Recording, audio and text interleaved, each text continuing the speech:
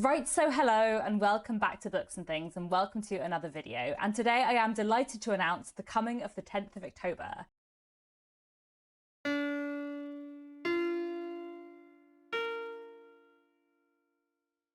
So, if you don't know what Victober is, it means Victorian October, and it is a yearly readathon that takes place every October, all about reading Victorian literature. Victorian literature being British and Irish literature published or written during Queen Victoria's reign, so 1837 to 1901. And yeah, this year is the 10th time we are running Victober. It is the 10th Victober, which is really cool. I can't believe it's been running so long. And it being the 10th Victober, we have some special and slightly different things planned. We thought we would make this a sort of extra special Victober. So if you watch a lot of BookTube, you may have noticed a few more announcement videos than usual going up for this Victober, because as it is the 10th of October, we thought instead of having our usual 4 hosts, 5 challenges, we would have 10 hosts and 10 challenges. So, you know, it's going to be fun. So the 10 hosts this year are Kate Howe and myself, Marissa from Blatantly Bookish and Roz from Scally Daddling About the Books. The 4 of us have been hosting it together for the last couple of years. And then we're also joined by 6 wonderful other hosts.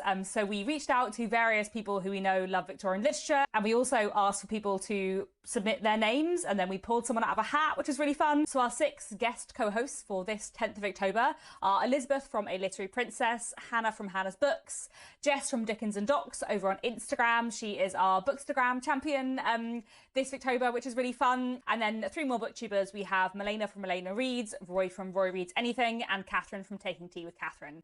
I am so excited to be joined by all of these wonderful people this Victober. I think it's going to be really fun. As I said, we have 10 challenges, which I appreciate is quite a lot, but you can pick and choose, and you know, I think it's a fun special thing to do for the 10th of October. I'm very excited about this. So there are 10 challenges this Victober. I'm going to go through all of the challenges in a minute and then give you some recommendations for my challenge specifically. But before I do that, a couple of other things going on this October. We do have a Discord server, which I'll leave linked down below. And the Discord server is really fun and really active. Already we've just had a lot of chat, when we were doing the poll to choose the group read. Discord, if you don't know, is like a sort of forum app. You can either download the app on your phone or on your computer, or you can just use it in a web browser on your computer. And personally, I really like Discord. I think it's a really good way to chat to people. And then I will quickly tell you about our group read, which this year is Hester by Margaret Oliphant. I'm so excited that this was chosen to be the group read. We had a poll up on the Discord server and it was a very close race. There was a real fight between Valette and Hester won. I'm so pleased because I love this book. I read it about 5 years ago and I'm really excited to reread it. I think I'm probably going to listen to the audiobook. I can't remember who it's narrated by, but I'll put a little picture up on the screen of the version I'm hoping to read. I always love rereading on audiobook. Hester is a wonderful Victorian novel by Margaret Oliphant, who's an author I really, really love. And Hester looks at the relationship between a young woman called Hester and her older relation, Miss Catherine. Miss Catherine is a very unusual Victorian woman because she runs a bank, and she and Hester are quite similar in some ways, but that also causes complications in their relationship. And we also follow Hester's kind of dynamic with various young men who are also involved in the bank. And I just love this book a lot, and I'm just really, really excited to reread it. We're going to be reading 2 chapters a day of this from the 1st to the 22nd of October. Well, I think there are 45 chapters, so on the final day we'll read 3 chapters, but every other day we'll read 2 chapters. Very straightforward schedule. I really highly recommend it, and I'm very excited to reread it. So finally, what you've all been waiting for, the 10 challenges for this Victober.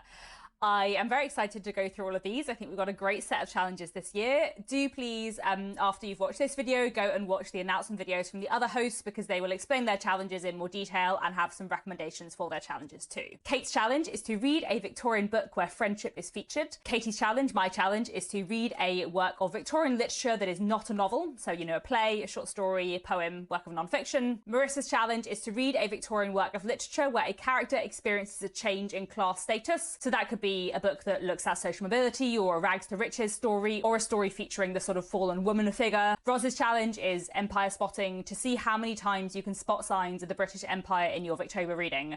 Victorian literature is full of references to the British Empire, some of them like very near the surface. You know, there are lots of like explicitly anti-imperialist books like The Moonstone by Wilkie Collins, but there are so many books in which the British Empire is there like beneath the surface, and it's really interesting when you read Victorian literature to think about that context. Elizabeth's challenge is to read a work by an underrated Victorian woman writer, meaning, you know, not anything by the Brontes or Elizabeth Gaskell, George Eliot, Elizabeth Barrett Browning or Christina Rossetti. Hannah's challenge is to read a Victorian work that discusses education. Jess's challenge is step back in time, read a Victorian work set in a different era. Milena's challenge is to spin a digital colour wheel and pick a Victorian book with a cover featuring that colour. Do head over to Milena's channel to find out more about how that works. Rory's challenge is to read a Victorian work of fantasy, and Catherine's challenge is to read a Victorian book that has a connection to Jane Austen. So Jane Austen herself is not a Victorian writer. You can't read something by Jane Austen for Victober. She was pre-Victorian, but her kind of influence on the Victorian period is really interesting to look at, and there are lots of authors who might remind you of Jane Austen, and there's non-fiction about Jane Austen published in the Victorian period and that kind of thing. And this is sort of a prompt in connection with the fact that it's Jane Austen's 250th anniversary this year. Again, Catherine will talk more about that in her video. So obviously 10 challenges is quite a lot of challenges. So do bear in mind that you are absolutely welcome to double up or triple up. If you want to read one book that covers 5 challenges, please do. The only compulsory thing for Victober is to read a work of Victorian literature. All of the challenges, the group read, everything else is a bonus. The only thing you actually have to do to take part is read a work of Victorian literature. Also, do bear in mind that you can read really short things for all of these challenges. You can tick off some of these challenges with just a poem or a short story. That is absolutely fine. And then also, with so many challenges this year, we thought it would be fun to create a kind of achievement level system. So this was Kate's idea, and I think it's really fun. So we have 4 different levels that you can achieve, all named after a Victorian character. If you complete between 1 and 3 challenges, you are Mr. Micawber level, Mr. Micawber from David Copperfield. If you complete between 4 and 6 challenges, you are Jane Eyre level. If you complete between 7 and 9 challenges, you are Sherlock Holmes level, you know, genius level. And if you complete all 10 challenges this Victober, you are Dracula level, because, you know, you would need to be an immortal magical being who doesn't require much sleep in order to complete all 10 challenges. Roy from Roy Reads Anything has created a wonderful like bingo card, which I'll put up on the screen, and I'll also link down below to where you can download it as a PDF if you want to print it out or use it digitally. It's got all the challenges listed. You can tick them off as you go, and it's also got the levels listed as well. So those are the challenges for this year's Victober, and I'm very excited about them. So next in this video, for the rest of this video, I'm going to give you some recommendations for my challenge. And as I said, do head over to the other hosts' announcements because they will have recommendations for their challenges too. And my challenge this year is to read a work of Victorian literature that is not a novel. So there are a few different reasons why I wanted to do this challenge this year. The main one is because it was actually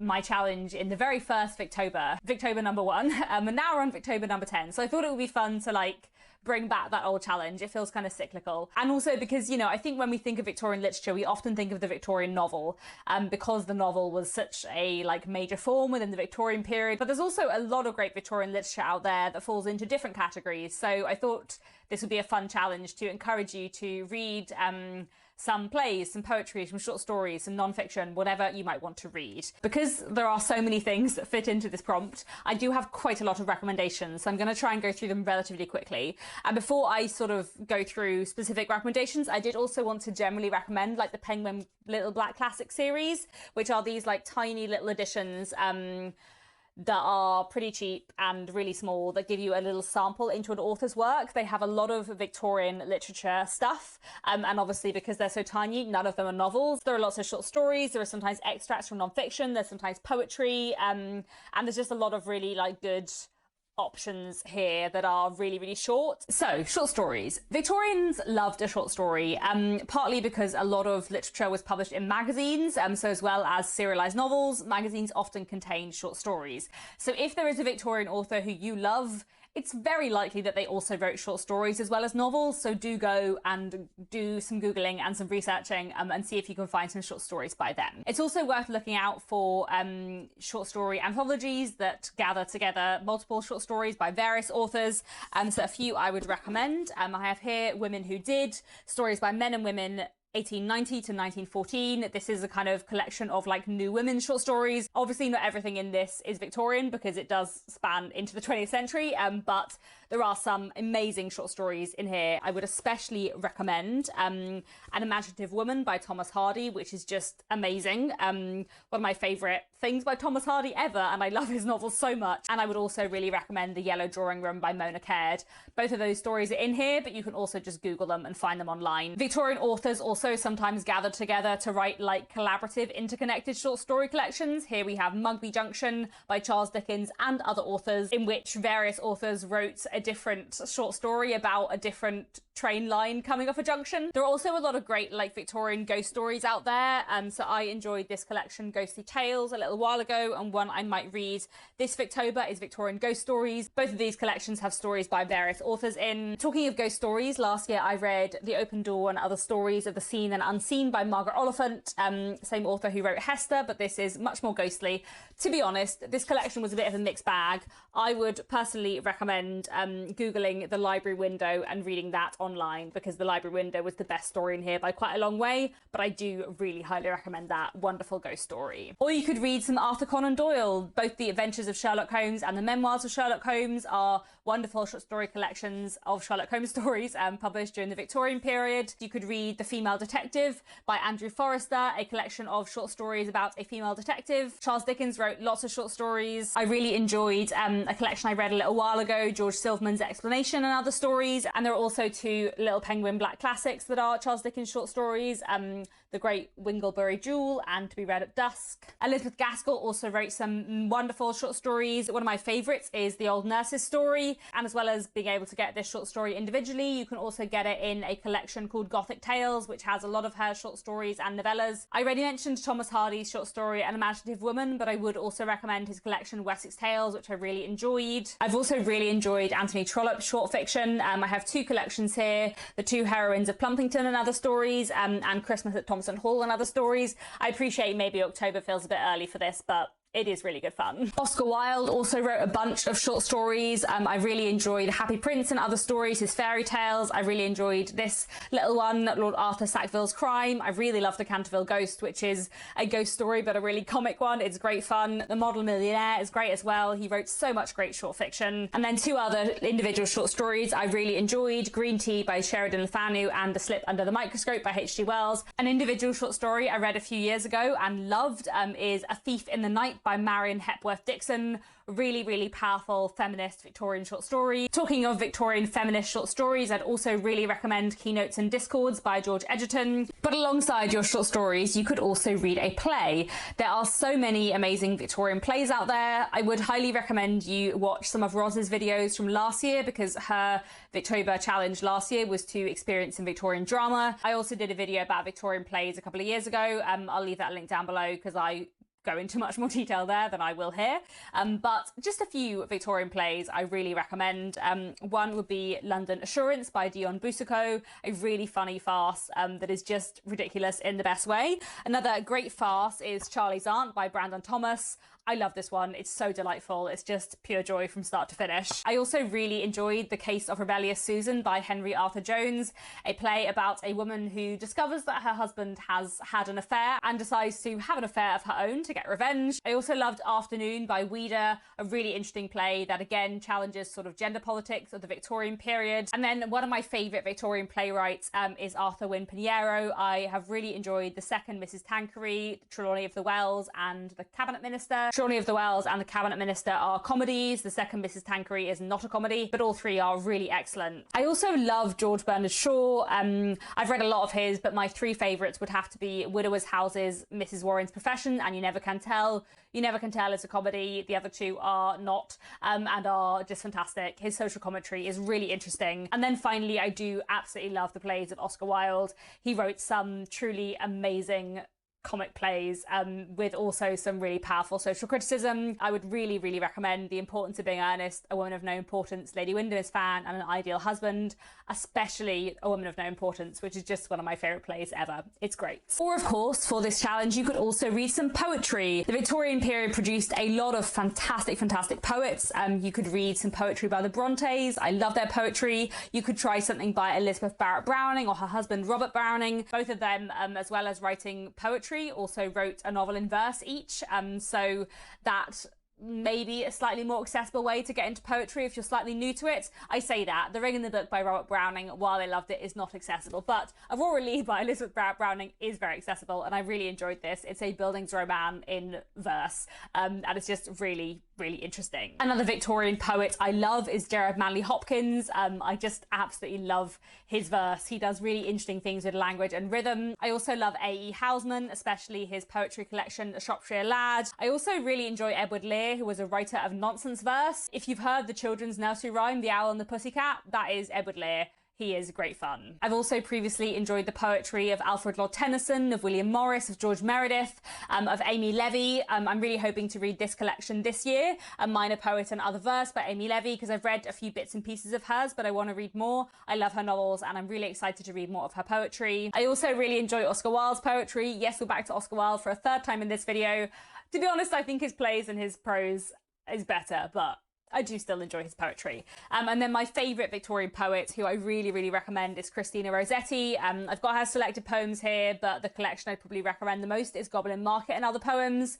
And I would especially recommend her poem, The Convent Threshold, which is my favourite poem by her. I just love Christina Rossetti a lot. I think she's such a great writer. Or of course, for this challenge, you could also read some non-fiction, by which I mean non-fiction from the Victorian period, not non-fiction about the Victorian period. You can't count some modern non-fiction about the Victorian period for this prompt. It has to be something from the Victorian period itself. But there was a lot of fascinating non-fiction produced during the Victorian period. I have a bunch of recommendations for you, some of which I have read, some of which I haven't read but I'm kind of interested in, and some sort of just like names to go and look up more about. You could read a Victorian biography or memoir. Personally, I love The Wonderful Adventures of Mrs. Seacole in Many Lands by Mary Seacole, who is a really interesting figure in like the history of British nursing, but also wrote this fascinating book. You could also read The Life of Charlotte Bronte by Elizabeth Gaskell, a Victorian biography of one Victorian novelist by another Victorian novelist. It's a fascinating read, partly because you learn a lot of interesting stuff about Charlotte Bronte's life, but also because you learn a lot about how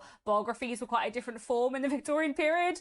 There's a lot of letters within it. It's almost like half a collection of letters with notes and then also some biography stuff. Like, it's just so different to how you would write a biography now. It's fascinating. Or you could read A Memoir of Jane Austen by James Edward Austen Lee from 1869, which was a Victorian biography of Jane Austen. So this would be a great pick to tick off both my challenge and Catherine's challenge. One thing I've been meaning to read for a while, which I'm pretty sure Kate Howe has read, is Life in the Sick Room, Essays by an Invalid by Harriet Martineau, who was a Victorian novelist who spent a lot of her life dealing with chronic illness, and she wrote this book about it. I've heard fascinating things about that. Or you could read some diaries or some letters. I read the diaries of Hannah Colwick, maidservant, a few years ago and found that really, really interesting. And you could go and look up some diaries or some letters from some of your favourite authors. I would be fascinated to read Amy Dillwyn's diaries. I know that some of them are published and I need to look into that further. I think I have a collection of Dickens's letters on my Kindle, and I'm really interested to read Gaskell's letters at some point. I'm pretty sure Kate has read some of Gaskell's letters and found them really interesting. And I feel like I will probably like Elizabeth Gaskell as a person more than Dickens, so maybe I should read her letters. Or you could read some social criticism. Henry Mayhew's London Labour and the London Poor is a fascinating work of non-fiction. Oh, and if you just want a tiny sample, you could read this Little Penguin Black classic, which, you know, would take you a lot less time if you just wanted to give it a try. And Harriet Martineau wrote a lot of interesting social criticism. I'd be kind of interested to read her book, How to Observe Morals and Manners, which is a sociology book about how to understand people, which just sounds fascinating. Or you could read some science writing from the Victorian period. There were huge developments in science throughout the period, and a lot of really interesting writers exploring that, including obviously Charles Darwin, On the Origin of Species is, you know, a pretty important, famous Victorian book. I have read extracts. I'm probably never going to read the whole of it. That's fine.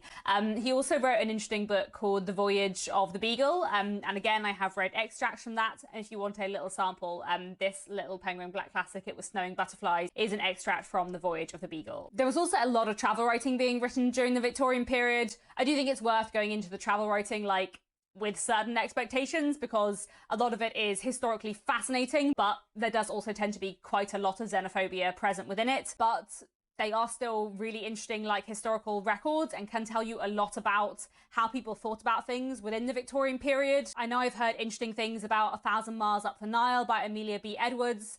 I've also heard mixed things about the travel writing of Anthony Trollope, who's obviously a novelist I love, but I haven't read any of his travel writing, and I know he did produce quite a lot. The most recent novel I read by him, the characters in it did travel to several different countries, and I was not super impressed by the way Anthony Trollope talked about other countries, so maybe I won't try his travel writing, but you never know. Charles Dickens also wrote some travel writing. I would really recommend American Notes, which I found fascinating, and I'm also quite keen to read his book Pictures from Italy. I've heard good things about that one. Talking of Charles Dickens' non-fiction, I also really enjoyed The Uncommercial Traveller, though it's been a long time since I read that one. I don't remember it that well. A lot of Victorian explorers wrote about their travels, people like Richard Francis Burton or Isabella Bird. One explorer I'm quite interested to read stuff from is Kate Marsden, who was an explorer and a nurse who spent a lot of her time trying to find a cure for leprosy, and she wrote a book called On Sledge and Horseback. I am really interested in Kate Marsden because I read a historical fiction novel about her ages ago, and I feel like her work would be fascinating to read. Of course, you don't have to read a whole non-fiction book. You could read some Victorian essays. There's some really fascinating stuff out there.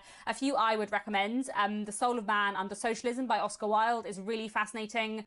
Cassandra by Florence Nightingale is one of the most feminist things I've read from the Victorian period and is amazing. The Storm Cloud of the 19th Century by John Ruskin is a really interesting, like, look at pollution and concerns about how industry is affecting the climate from the Victorian period. That's fascinating. In general, I am not a fan of John Ruskin. He also wrote lots of essays about gender that I have problems with, but The Storm Cloud of the 19th Century is fascinating. Or you could try some of the political writing of John Stuart Mill and Harriet Taylor Mill, both of whom had really, really interesting stuff to say. I recommend both of those two a lot. Finally, before I come to the end of this ridiculous list of recommendations, I do quickly want to recommend two source books. I really enjoy a source book myself, and if you are a history nerd, you may too. So here I have Culture and Society in Britain 1850 to 1890 and The Great Exhibition 1851. These are two source books which are just full of various different primary sources, essays and poems, diary entries and letters and just bits and pieces from the time. These are just fascinating and I would really recommend them. Okay, that is far too many recommendations. I feel like this has been way too long and is going to take me a really long time to edit, but hey. I don't think there's much else I wanted to say. I feel like sometimes in my Victober announcement videos I talk about like content I have planned for the month, but I feel like this video has been quite long enough already and I haven't sorted out everything I want to do in Victober yet. However, one video I know I do want to make in Victober is kind of like a 50 must-reads Victorian novels video, a sort of suggestion of the 50 like most important Victorian books. Not the ones that are my favourites, but like the ones I think you should read if you're interested in Victorian literature. What 50 Victorian novels should you read to get a good sense of the variety within Victorian literature, something like that. So I would be interested to know, like, for you, what is your like must-read Victorian novel? What Victorian novels do you think are like the most important? That would be interesting to know. And those kind of comments would be quite helpful for me in making my video. I do have quite a lot of ideas already, but I think that might be a fun thing to do. That is all for now. Please do let me know down in the comments, are you taking part in Victober? How many challenges are you going to try and do? I know 10 challenges is quite wild, but like I think it'll be really fun. And I'm just really excited for this Victober. You know, it's the 10th Victober. We wanted to make it special. So yeah, please take part. Do head over to the Discord server. Do tag us in your TBR videos. Please take part and have fun and read Victorian literature. So that is all for now. Thank you so much for watching, and I'll be back very soon with another bookish video.